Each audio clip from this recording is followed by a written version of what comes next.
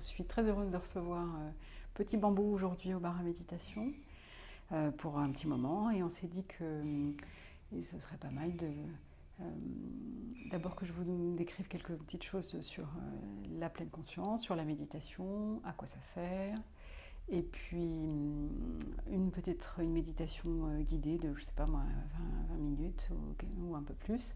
Et ensuite, je serai aussi très heureuse de répondre à vos questions tout à l'heure. Et puis, Benjamin est là pour m'aider pour que ça puisse se faire. Sinon, on pourra lire vos questions éventuellement. Alors, voilà, la question de la pleine conscience, moi je trouve qu'elle est intéressante parce que tout le monde se dit qu'est-ce que c'est que ça, qu'est-ce que c'est que la méditation. L'idée que nous avons eue ici au bar à méditation, c'est de sortir un petit peu du costume folklorique du bouddhisme et de rester dans une pratique qui est vraiment apprendre à revenir dans le moment présent. Revenir dans le moment présent, c'est une gymnastique, c'est muscler comme ça son attention, muscler la flexibilité mentale, en s'appuyant sur des exercices d'attention soutenue. Donc on s'attarde à différentes parties du corps, comme le body scan. On s'attarde aussi à écouter les sons. On s'attarde aussi à faire très attention à sa respiration. Parce que ces différents points sont quand même des fondamentaux, les piliers de la pleine conscience qui nous aident à revenir dans le présent et à pouvoir nous y accrocher. Et puis, à quoi ça sert aussi cette pleine conscience? Ça sert sur le plan neurovégétatif à vraiment diminuer finalement ce qui est l'activation neurovégétative de notre stress. Et du coup, ça nous aide à contrebalancer finalement les effets du stress. Alors qu'est-ce que c'est que le stress? Le stress, c'est un équilibre. C'est qu'est-ce qui me menace et quelle est ma capacité à faire face. Et quand on se sent un petit peu submergé, on déclenche comme ça cette activation neurovégétative qui est l'accélération du cœur, qui est l'accélération de la respiration. Et puis sur le plan physiologique, très rapidement, le stress provoque des réactions par rapport à notre immunité.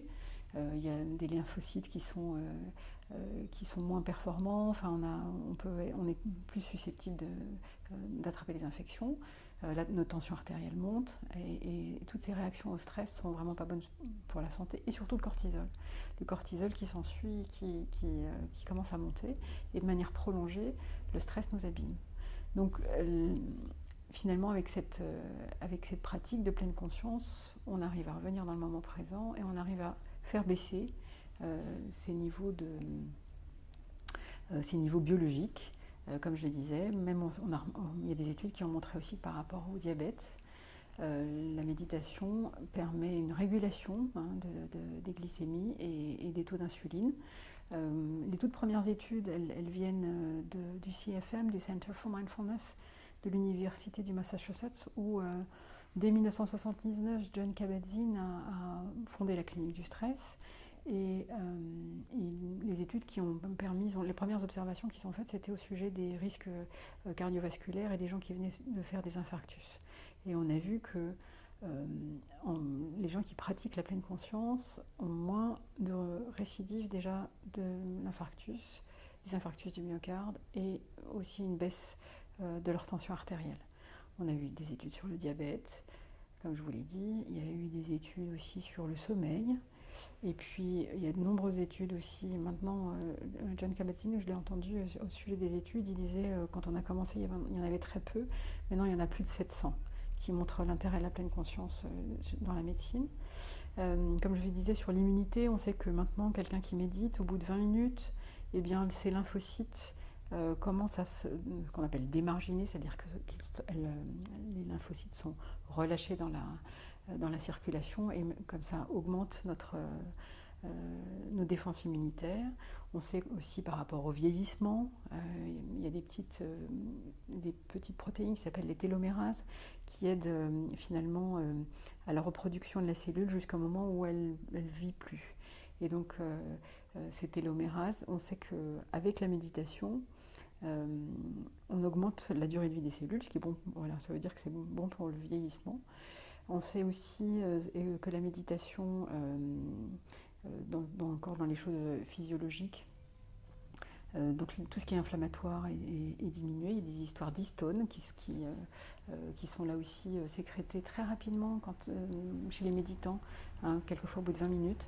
On sait que leur taux de molécules anti-inflammatoires est aussi modifié. Donc il y a plein d'études encore qui ont montré l'intérêt de la méditation de pleine conscience dans la médecine. Et puis ensuite, en 1992, il y a Zindel Segal et puis deux Anglais qui sont Mark Williams et John Tisdale, qui se sont dit on va se servir du programme de MBSR pour voir un petit peu ce que ça peut donner dans la prévention de la rechute de la dépression. Alors ils ont créé un programme et qui a montré vraiment quelque chose, voilà, il y a plusieurs papiers, un qui a été dans le Lancet. Pour nous les médecins, le Lancet c'est vraiment une référence médicale, et cette étude elle montrait, c'était en avril 2015, c'était avec 2000 patients. Donc c'était une grosse étude où il y a eu tout un groupe qui a été mis dans des programmes de méditation de pleine conscience, les programmes de MBCT. Et puis l'autre groupe qui a bénéficié d'un traitement de la prévention de la rechute de la dépression, d'un traitement médicamenteux. Et on a vu que voilà, les résultats étaient très comparables, cost effectiveness, c'est-à-dire en coût et en résultat, et sur la faisabilité de ces programmes. Donc c'est quand même très important de savoir qu'aujourd'hui, quand on regarde le site de l'OMS, la dépression c'est la première cause de handicap au monde en 2020, c'est-à-dire c'est demain. Et en regard, eh bien, on peut proposer à la fois quelque chose pour se soigner, mais aussi pour soigner la prévention de la rechute de la dépression.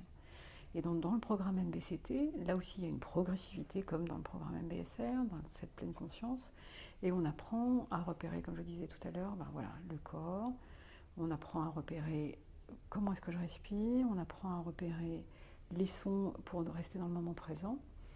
Et puis une fois qu'on est un peu dans le présent, on apprend aussi à voir quelles sont finalement les pensées qui nous embarquent le plus souvent. C'est toujours plus ou moins les mêmes choses. C'est toujours le démon de « je dois être parfait », le démon de « je suis un imposteur » et les gens vont savoir que ce que j'ai fait n'était pas tout à fait complet dans je ne sais pas quel dossier. Le démon de dis-moi que tu m'aimes, parce qu'on a tous besoin de reconnaissance et quelquefois on a une course à la reconnaissance qui nous conduit à avoir des actions qui ne nous rendent pas du tout service et puis qui nous font souffrir parce que les gens ne nous aiment pas comme on voudrait qu'ils nous aiment. Et puis enfin, il y a notre relation au temps qui est très compliquée. Et se rendre compte comme ça que le temps et la petite voix qui nous dit vite, elle est vraiment incessante. Et avec la pleine conscience, on apprend aussi à se pardonner, de ne pas être tout le temps dans les temps et de ne pas être, voilà, de pas avoir fait tout bien. On apprend à se distancier finalement de ces espèces de démons qui sont toujours avec nous. Alors, moi je me disais avec la pleine conscience maintenant aussi, il y a d'autres études qui montrent l'intérêt aussi dans tout ce qui est des addictions. Donc on a des choses très intéressantes. Il y a voilà, l'équipe du Center for Mindfulness, qui communique beaucoup comme ça sur les addictions, sur tout ce qui est craving, c'est-à-dire cette espèce de poussée qui fait que j'ai très envie d'aller rechercher le produit, que ce soit le tabac, que ce soit l'alcool, que ce soit ou même le sucre. Et donc ces programmes de pleine conscience aident beaucoup à pouvoir se dire finalement je reviens dans le moment présent et de quoi est-ce que mon corps a besoin. Donc évidemment avec Petit Bambou, vous le savez, il y a des programmes aussi qui sont dédiés à ces différentes pratiques, comme avec le tabac. Il y a eu tout un programme là, il y a quelques mois ou quelques semaines. Et puis avec le tabac, il y en a encore. Et puis il y en a aussi avec les mindful eating, c'est-à-dire avec manger en pleine conscience, pour vraiment pouvoir se poser, de se dire voilà, de quoi est-ce que mon corps a besoin là maintenant. Voilà, qu'est-ce que j'ai encore j'ai oublié des choses. Voilà, je vous parle aussi du bar à méditation, un peu de l'histoire, c'est-à-dire que mon histoire à moi, c'est que je suis psychiatre et que moi j'avais 17 ans quand j'ai commencé à faire du yoga. Et après ça, c'est une pratique qui m'a accompagnée toute ma vie, enfin toutes mes études de médecine en tout cas. Et puis après ça, les 4 ans de psychiatrie, et je me suis orientée vers les thérapies cognitives et comportementales. La FTCC me convenait mieux. Et puis c'était en 2004 où j'étais à un dîner de psychiatre et où il y avait Christophe André. J'avais adoré son bouquin sur la psychologie de la peur. Et je lui ai dit, sur quoi est-ce que tu travailles maintenant? Parce que vraiment ça m'intéresse. Et il me dit, si tu lis l'anglais, lis le livre de Teasdale et Segal et Mark Williams, qui est, voilà, c'est un projet ce projet de méditation dans la dépression, c'est vraiment très intéressant. Donc voilà, me voilà partie avec la MBCT. Et puis donc j'ai commencé à monter je suis devenue instructeur, j'ai commencé à monter des groupes. Et là j'en suis au 27e groupe. Et puis l'année dernière, près de mon cabinet, il y avait un chose de bronzage qui fermait. Et je me suis dit, c'est dommage, on devrait utiliser ces endroits pour proposer aux gens d'aller méditer avant d'aller travailler ou avant de rentrer chez eux. Et donc l'idée est venue comme ça, et bon voilà, du coup j'ai commencé à regarder, je me suis dit comment est-ce qu'on pourrait faire, le mettre dans une cabine avec un disque, ce ne serait pas très drôle, plutôt avec des instructeurs, et puis, mais aussi des instructeurs, et pourquoi pas aussi une application. Donc voilà, ça a pris forme petit à petit, j'ai un peu regardé ce qui se faisait loin, et je me disais que évidemment l'instant présent, moi j'ai entendu des détracteurs qui nous disent l'instant présent c'est gratuit. Oui, c'est gratuit, sauf que tout le monde ne sait pas y revenir, et il y a plein de gens, dont vous évidemment, puisque sinon vous ne seriez pas en train d'être attentif à cette vidéo sur Petit Bambou. De se dire, voilà, comment est-ce qu'on nous accompagne dans l'instant présent, comment est-ce qu'on peut être guidé pour apprendre à revenir dans le moment présent, apprendre à prendre soin de soi, apprendre, chez moi c'est très militant, c'est une médecine comportementale, c'est-à-dire finalement j'ai un comportement qui va influer sur ma vie, sur mon bien-être, sur mes émotions et surtout sur ma santé, puisqu'on voit vraiment l'intérêt de la pleine conscience dans la santé. Donc je reviens au lieu. Donc le lieu s'appelle le bar à méditation. C'est 5 rue Gaillon. C'est à Paris, près de l'Opéra. Et c'est un endroit qu'on a voulu chaleureux et avec surtout démystifié. C'est-à-dire que moi je me dis, on n'est pas là pour être en lotus. Pour moi, c'est pas ça l'objet de la pleine conscience. Donc on est assis sur des fauteuils ou sur des poufs assez hauts pour qu'ils soient confortables. Et voilà, je pense que Benjamin a mis des vues aussi où on a un vestiaire en bas où on peut déposer ses affaires, on a juste une petite clé où il y a son portable et ses affaires qui sont enfermées. Et là, on est tout à fait tranquille pour pouvoir méditer. Alors, il est ouvert du lundi au vendredi, de 8h à 19h30. Et nous proposons aussi des groupes le soir. Donc il y a des groupes de MBCT qui sont en cours, il va y avoir des groupes de MBSR à partir d'après les vacances. Il y a un groupe qui est fait par Géraldine des Indes de MB Eat pour manger en pleine conscience. Et il va y avoir aussi des groupes pour les enfants qui seront faits le mercredi. Et puis on voudrait aussi recevoir les enfants de manière plus informelle les samedis et les adolescents le samedi à 15h. Pour la préparation des examens, on se dit que là aussi, les aider à revenir dans le présent et les aider à pouvoir se concentrer et à mettre à distance l'anxiété de performance ou la manière dont notre mental peut être englué avec toutes ces pensées négatives, ça peut aussi les aider. Alors les méditations guidées, elles ont lieu avec des créneaux d'une demi-heure à chaque fois. Ça commence à 8h le matin, 8h45, 9h30 avant d'aller travailler. À l'heure du déjeuner, 12h, 12h45 et 13h30. Et puis en début de soirée, 17h30, 18h15 et à 19h. Et puis on se dit qu'il y a aussi les entreprises qui sont autour de nous. Il y a quand même beaucoup de banques, beaucoup d'assurances autour de l'Opéra, et près de Saint-Lazare, énormément d'entreprises. Qui pourraient aussi avoir envie de proposer à leurs salariés des séances de méditation ici. Deux petites questions. MBCT, qu'est-ce que c'est MBCT? MBCT, c'est Mindfulness Based Cognitive Therapy, thérapie cognitive basée sur la pleine conscience. Okay. Le lien entre cohérence cardiaque et méditation? Alors la cohérence cardiaque, en fait, on voudrait obtenir quelque chose. Donc c'est la cohérence cardiaque, en fait, puisqu'on essaye de réguler sa respiration sur 6 cycles par minute, de sorte qu'avec 6 cycles par minute, cette cohérence fait que notre cœur ralentit à 60 battements par minute. Donc là, en fait, dans la cohérence cardiaque, effectivement, on obtient quelque chose qui est très intéressant, qui est la stimulation du système nerveux autonome. Je vous disais tout à l'heure le stress, hein, c'est contre-intuitif. Le stress, c'est le système sympathique. Celui de la détente, c'est le système parasympathique. Donc quand on fait de la cohérence cardiaque, on s'oblige finalement à... On contrôle sa respiration avec ces 6 cycles par minute. Et du coup, on stimule le parasympathique, mais la différence avec la pleine conscience, c'est que la pleine conscience, on n'a pas d'objectif. On n'a qu'un seul objectif, c'est celui de revenir dans le présent, de se dire qu'on va être dans le présent délibérément et sans jugement. Donc il y a certaines fois où on est en pleine conscience, mais on est très agité, on peut avoir une contrariété 5 minutes avant et avoir le cœur qui bat très vite. Et notre objectif, c'est voilà, de traverser ces moments difficiles de manière différente, sans contrôler la respiration et du coup sans contrôler le rythme cardiaque. Alors la cohérence cardiaque, quelquefois, moi je trouve que c'est pas mal quand on ne sait pas du tout ce que c'est que revenir dans le moment présent et de faire attention et de guider son attention. Alors il y a aussi des applications qui sont pas mal et qui, je pense notamment à Respirelax, qui permet de suivre la bulle comme ça qui monte et qui descend. Mais là, on contrôle la respiration. Alors dans la pleine conscience, on se dit on prend les choses comme elles sont et on ne veut pas les changer. Donc du coup, les contrariétés ou les moments difficiles, finalement, on les regarde de l'intérieur en se disant, voilà, qu'est-ce que je ressens là tout de suite maintenant, mais je ne vais pas changer ma respiration. Ah oui, je respire avec le haut du corps. Ah oui, j'ai les carotides qui battent parce que je suis très en colère ou je suis très contrariée, mais on ne change pas.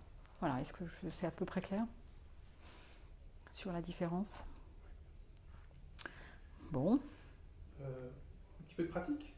Allez, un petit peu de pratique. Donc moi, je vous invite à vous asseoir de sorte que voilà, il n'y ait pas d'appui sur le dossier. Donc si vous êtes sur une chaise, c'est très bien, c'est ce que je suis, c'est comme ça que je suis, avec les mains sur les jambes et les pieds à plat au sol. Vous pouvez fermer les yeux, parce que quelquefois la vue, pour l'instant, ne vous servir à rien. Mais il y a certaines pratiques, on est juste en train de regarder un point, on fixe un point au sol. Voilà, tout simplement, avec peut-être le regard un peu baissé. Alors ce qui est important dans la méditation, c'est d'essayer d'être stable, parce qu'on se dit la stabilité du corps aide à la stabilité de l'esprit. Donc ce qu'on vérifie quand même, on essaye d'avoir une petite visite guidée de soi-même, c'est-à-dire d'avoir une stabilité, ce qu'on appelle la base, c'est-à-dire du bassin et des genoux. Et de se dire, voilà, ça c'est quelque chose qui ne doit pas bouger. Et puis de se dire aussi qu'on a une colonne qui est droite, sans être raide, avec la tête dans le prolongement, le menton qui est légèrement rentré. Et on essaye de se tenir comme s'il y avait un fil qui suspende ou qui soit entre notre tête et le plafond. Et puis on essaye d'observer aussi la stabilité de nos mains sur les jambes. Si les épaules sont crispées, on peut les rapprocher tout doucement des oreilles, puis les redescendre pour les détendre un petit peu.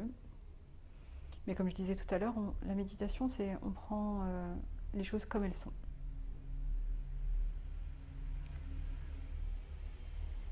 Et puis on essaye de prendre contact aussi avec son corps sur notre support, alors sur la chaise ou sur un coussin, si vous êtes sur un coussin ou au sol. Ou les pieds à plat aussi sur le sol.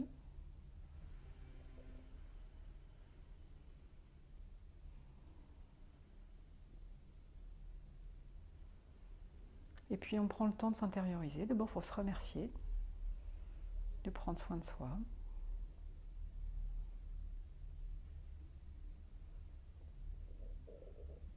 Et puis on se dit, voilà, je vais essayer de basculer en mode qu'est-ce que je perçois, parce qu'en mode par défaut, on est tout le temps en train de se dire qu'est-ce que je pense.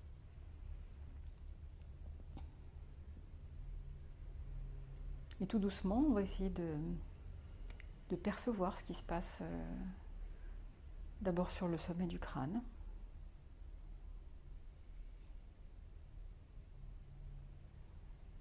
Puis ensuite, le cuir chevelu.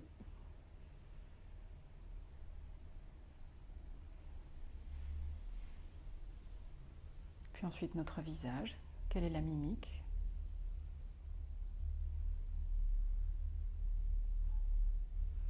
Et puis on peut s'attarder un petit peu sur notre visage, entre les deux sourcils, notre front qui est bien tendu.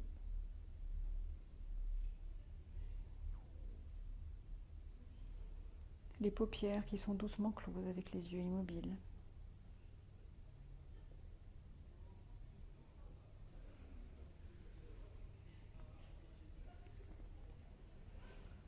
Et puis nos oreilles, nos tempes,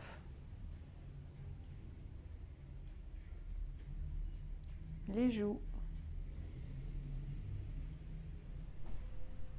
le menton,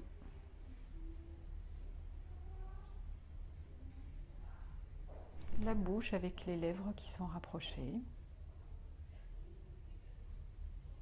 les dents aussi, et puis la langue qui est immobile dans le plancher de la bouche.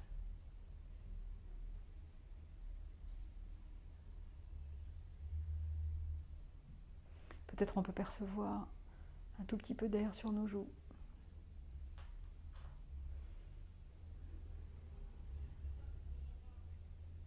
Et puis on va descendre. Et ce qui est intéressant, c'est d'observer la gorge et de voir que dans notre gorge, si on veut bien prêter attention, eh bien on sent très bien l'air passer à chaque mouvement de la respiration.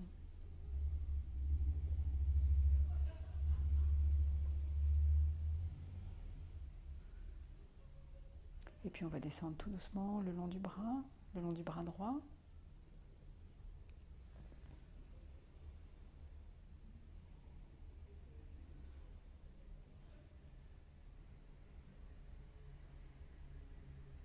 Et puis le long du bras gauche.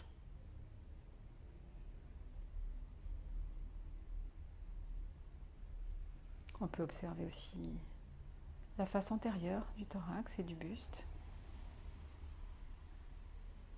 ne serait-ce que les vêtements sur notre peau.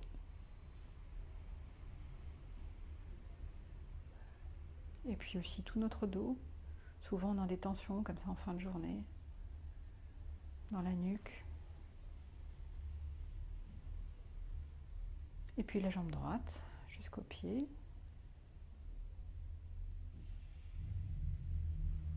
Et puis la jambe gauche aussi, jusqu'au pied.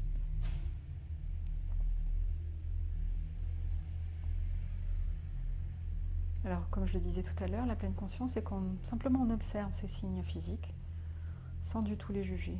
Voilà, c'est comme ça, en ce moment.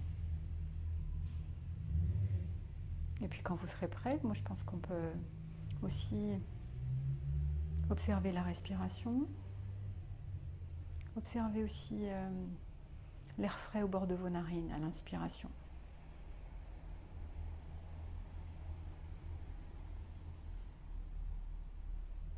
Et puis l'air plus tiède que l'on peut sentir à l'expiration.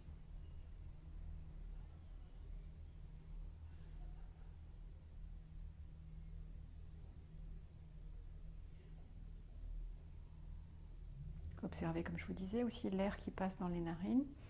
On le sent très bien dans le nez, la gorge et quelquefois un peu la trachée. Observez-vous, essayez de voir jusqu'où vous sentez l'air qui entre. Et puis ensuite l'air qui est expulsé, qui est plus tiède.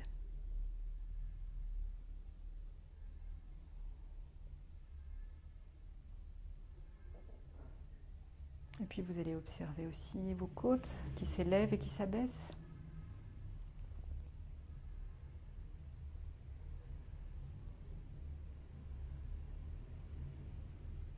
Puis observez aussi les épaules qui s'élèvent et qui s'abaissent avec les mouvements de la respiration.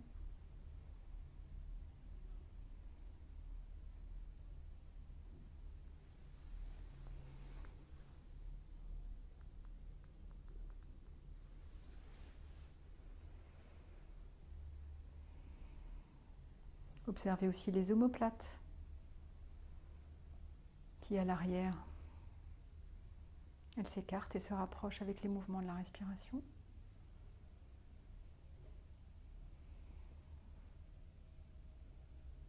Et puis observez aussi votre diaphragme qui tire vers le bas à l'inspire. Et puis qui remonte à l'expire. Alors si votre esprit vagabonde, c'est tout à fait normal. Revenez juste à l'exercice.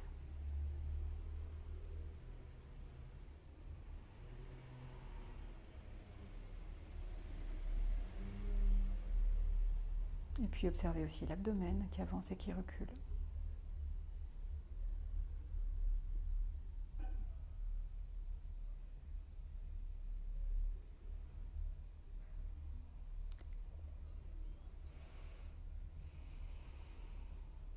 Voilà, et observez notre respiration, ça nous aide pas mal à nous détacher des pensées.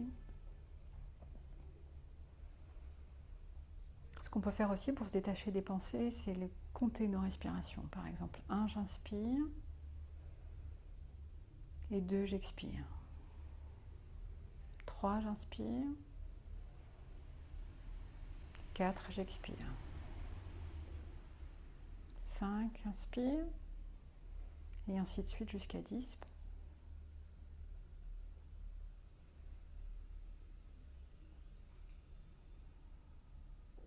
Parce que pendant que je compte, j'occupe mon esprit, donc je suis un peu moins vagabondant avec mon esprit.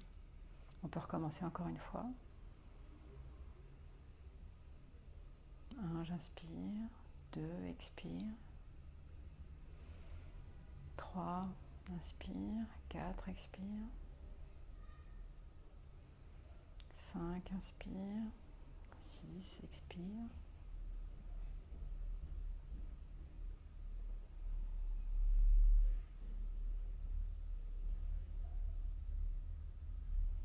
Voilà, et quand on est dans le présent, dans son corps, dans la respiration, on peut se dire, voilà, je suis dans le présent pour cette respiration. Et puis pour cette respiration. Et ainsi de suite, vraiment dans le présent, respiration après respiration. Tout ce que j'ai à faire, je le ferai tout à l'heure. Et comme ça, on peut voir aussi dans notre esprit qu'est-ce qui apparaît. Toutes les choses à faire. Les il faut, les je dois. Et puis les et si alors. Et quand on a pu stabiliser comme ça son esprit, on peut juste se dire, voilà, je regarde le train de pensée. Je regarde mes pensées comme si elles étaient des nuages dans le ciel. Mais moi, je suis dans le présent, délibérément et sans jugement. Je regarde juste mes pensées.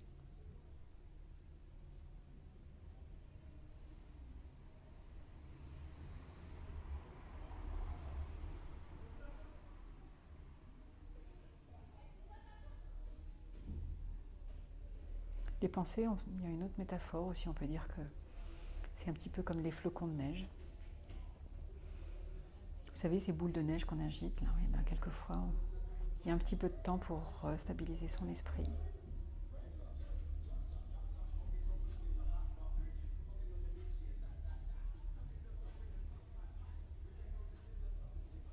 Ou il y a encore une autre, c'est de se dire, voilà, mes pensées sont comme sur un écran de télévision et je les regarde passer.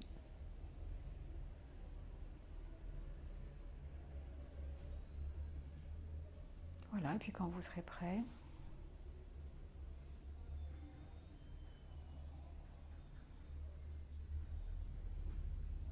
peut-être on peut faire un exercice aussi sur les pensées et de se dire, voilà, il y a une pensée qui arrive. Vous savez, quand on était petit, on avait une petite comptine qui était un bout de ficelle, selle de cheval, cheval de course, course à pied.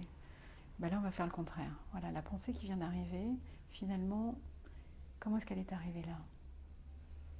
Qu'est-ce qui m'a fait penser à ça ? On peut comme ça examiner nos pensées un petit peu à l'envers. Ah, mais oui, c'est parce que j'ai eu un coup de fil tout à l'heure et j'ai un truc à faire et voilà, ça m'a fait penser à... Ça peut être de temps en temps intéressant de voir un petit peu le cheminement. Le cheminement à l'envers pour être conscient de ses pensées, sans les juger, juste le déroulement. Comment est-ce qu'elles se déroulent ?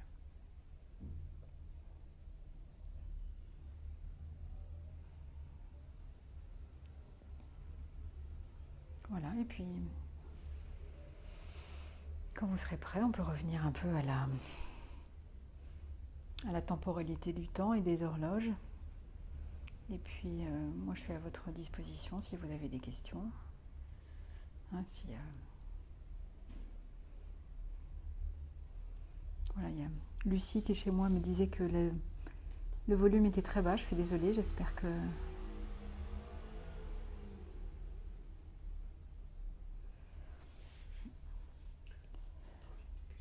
Bon, voilà. Donc j'attends vos réactions avec plaisir et vos commentaires.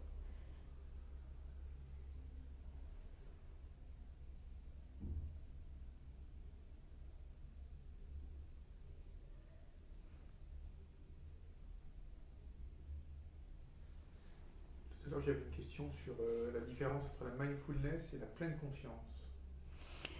Alors la mindfulness et la pleine conscience, c'est pour moi la même chose.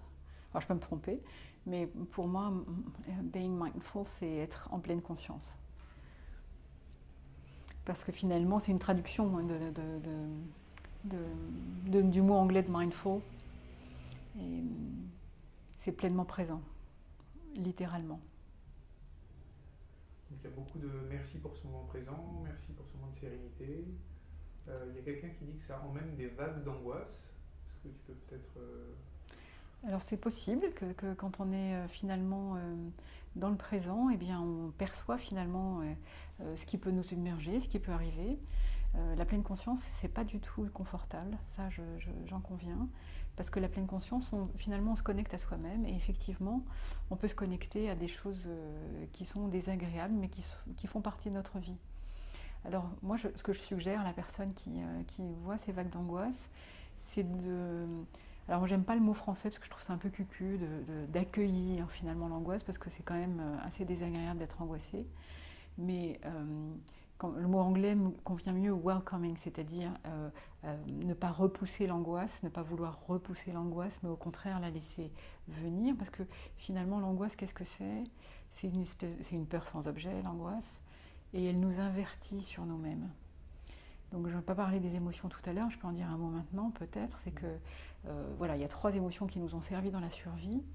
Il y a la peur qui sert à nous dire « sors de là, t'es en danger ». Et la plupart du temps, quand on est angoissé, c'est qu'on a peur d'avoir peur. Alors l'idée d'être en pleine conscience avec ces angoisses, c'est d'apprendre à repérer finalement, mais où est-ce que c'est dans mon corps ? Alors est-ce que c'est dans la gorge ? Est-ce que je commence à me crisper ? Est-ce que je commence, cette peur, est-ce qu'elle me paralyse ? Cette angoisse, est-ce qu'elle remonte finalement de mon ventre ? Et c'est de se familiariser avec ces signes physiques de l'angoisse qui nous aident beaucoup parce que finalement, techniquement, qu'est-ce qu'on fait ? Quand on est beaucoup plus présent à ces angoisses, on dirait en thérapie cognitive et comportementale, je m'expose à l'angoisse et je ne réponds pas. Ça s'appelle une exposition avec prévention de réponse. Donc dans la pleine conscience, je deviens pleinement conscient de là où ça se passe dans mon angoisse. Et encore une fois, c'est pas confortable, mais du coup, une fois que je l'ai fait une première fois, je commence à me familiariser et j'arrête de la fuir. Et plus on évite d'être angoissé, et moins on le devient finalement. Puisque d'une certaine manière, on atténue ces signes physiques, ces signes physiques nous deviennent familiers. Une autre question, comment devenir instructeur ? Alors pour devenir instructeur de MBCT,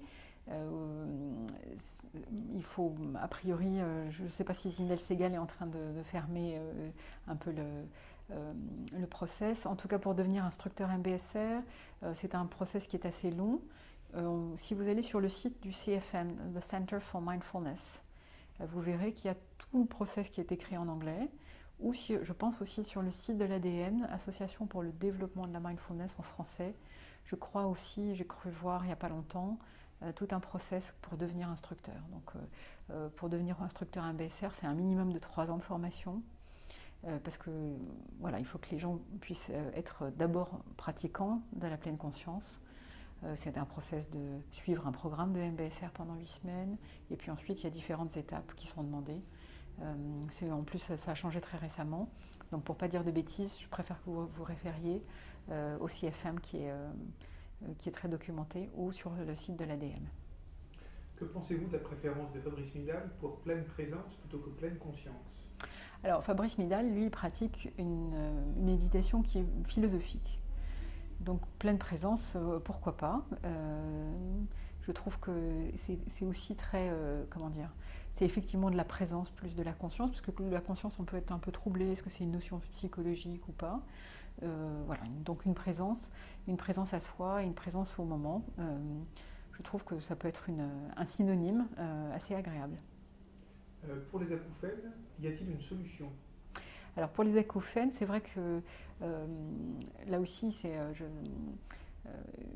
s'habituer à ces acouphènes finalement et être pleinement présent de ces acouphènes finalement, c'est aussi pouvoir les décortiquer dans toutes leurs dimensions. Alors est-ce que c'est vibratoire, est-ce que c'est pulsatile, est-ce que c'est sifflant, est-ce que c'est hurlant, est-ce que c'est criant, et de descendre dans la qualité finalement de l'acouphène. Finalement, on sait aussi que l'acouphène est tellement agaçant qu'il suscite aussi une crispation en plus, amplifiée. Donc la pleine conscience, j'ai pas vu de papier passer sur les acouphènes, mais je pense que c'est un peu comme dans la douleur. Plus on devient finalement spécialiste et expert de ces acouphènes, et moins elles deviennent gênantes, puisque on sait que plus on veut les chasser, et plus on veut que ça n'arrive pas, et pire c'est. Alors que faire la paix avec ces acouphènes et se dire, voilà, je vais apprendre à marcher avec un caillou dans la chaussure, ou je vais apprendre à être avec ma douleur, finalement, voilà, avec beaucoup de pratique, on arrive quand même à atténuer, pas l'acouphène, mais l'agacement, le fait d'être horripilé et le fait d'être en souffrance et de absolument vouloir changer. Ça, on peut le changer. Quelqu'un qui demande si on peut revoir cette vidéo. Bien sûr, très volontiers. Elle sera postée sur le site de Petit Bambou et sur le site du bar à méditation.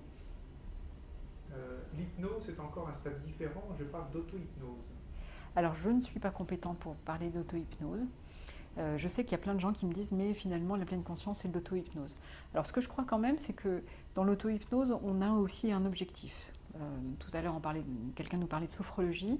Dans la sophrologie, on a un objectif. Dans l'auto-hypnose, on a un objectif, c'est celui de descendre à l'intérieur de soi, dans quelque chose qu'on a créé avec son thérapeute au début, qui est un lieu particulier où on est bien à l'intérieur de soi. Dans la pleine conscience, évidemment, on essaye de s'intérioriser, mais dans le sens où on bascule dans ses perceptions. Et donc, je ne veux pas dire de bêtises là aussi, parce que je ne me sens pas archi compétente. Pour moi, l'auto-hypnose, c'est un petit peu différent. Bon, voilà. Alors, est-ce qu'il y a des...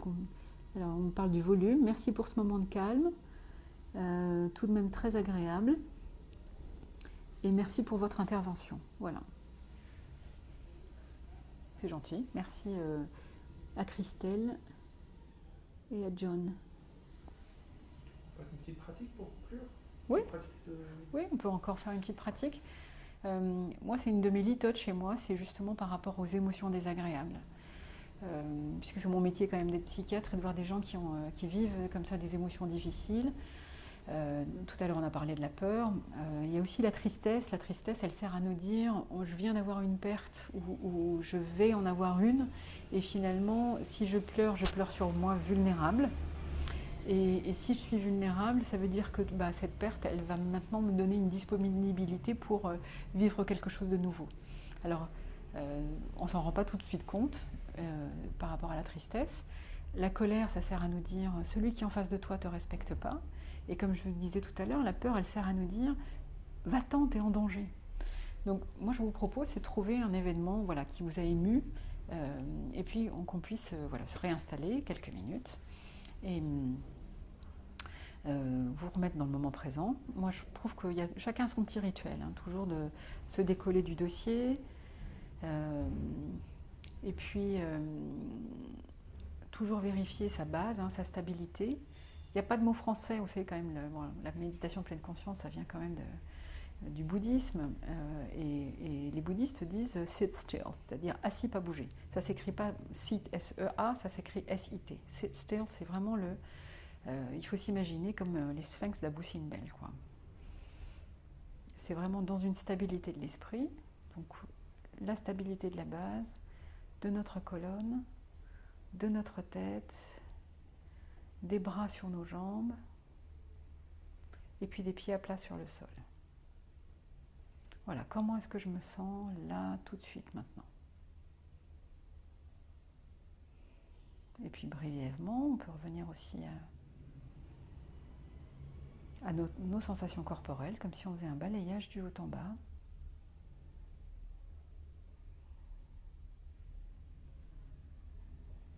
Sans forcément détendre, juste observer.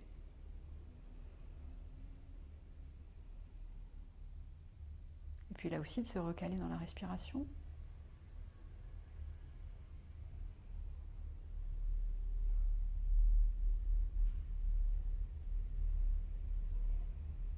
Voilà, puis quand on est à peu près stable, je vous propose, c'est de trouver un moment désagréable, pas un gros traumatisme, hein, mais juste un moment désagréable. Voilà, une incivilité, une contrariété, un truc qui vous a agacé. Et puis de revivre ce moment comme si c'était maintenant. Voilà, quand vous recevez le mail qui vous déplaît ou le texto qui vous annule le rendez-vous alors que vous y teniez beaucoup, observez. Revivez ce moment comme si c'était maintenant.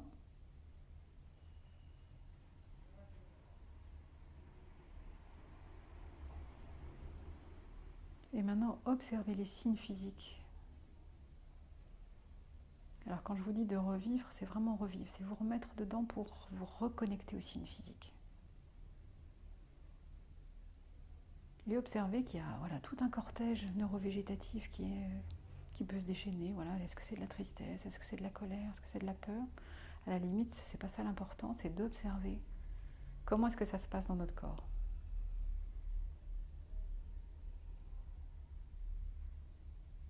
Comment est-ce que ça se déroule? Et c'est là que je vous dis welcoming, c'est-à-dire accepter, faites la bienvenue à ces signes physiques. C'est pas très agréable. Bon, c'est pas franchement, le bonheur, c'est pas nécessairement confortable, mais c'est d'observer comment est-ce que ça s'empare de moi.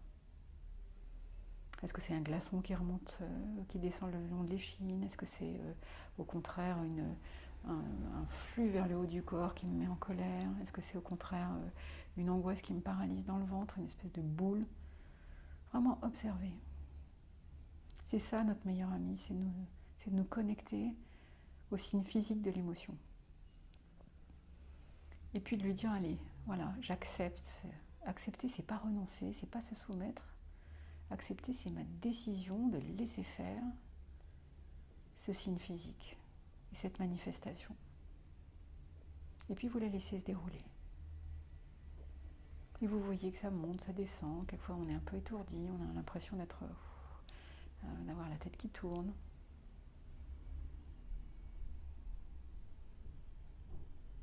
Et c'est ça l'essence de lâcher prise, c'est-à-dire que c'est vous qui donnez l'autorisation à vos signes physiques de se manifester.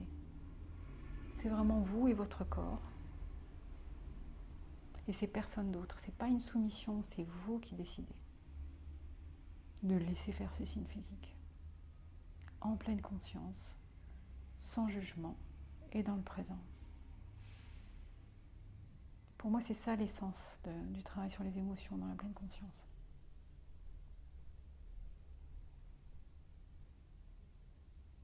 Et observez comment est-ce que ça se déroule.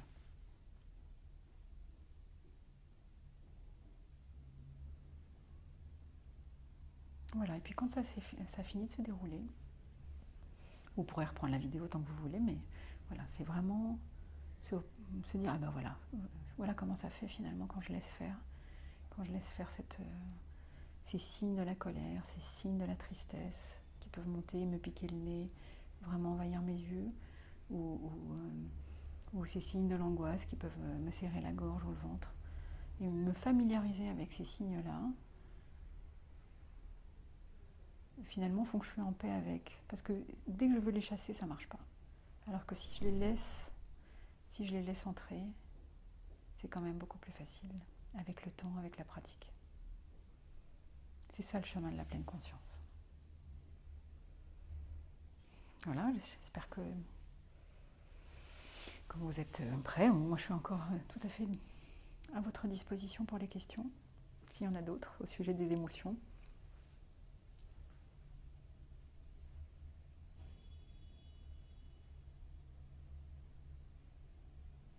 quelqu'un qui dit la méditation, les yeux ouverts, pour moi, impossible. Effectivement, pour moi c'est pareil. Je comprends. J'ai du mal à m'intérioriser si j'ai les yeux ouverts. Je comprends. Mais chacun, voilà, chacun sa technique, chacun ce qui lui convient. Il y a des gens qui ont du mal à fermer les yeux au tout début parce qu'ils ont du mal à lâcher prise au début. Mais voilà. Je trouve effectivement que la vue ne nous sert à rien dans certaines méditations. Et je comprends que ce soit difficile de fermer les yeux. De rester, pardon, avec les yeux ouverts. Bon, ben merci beaucoup de votre attention. Merci Benjamin et Petit Bombou d'être venus au bar à méditation. C'est 5 rue Gaillon. Et voilà, nous attendons avec joie. Merci beaucoup.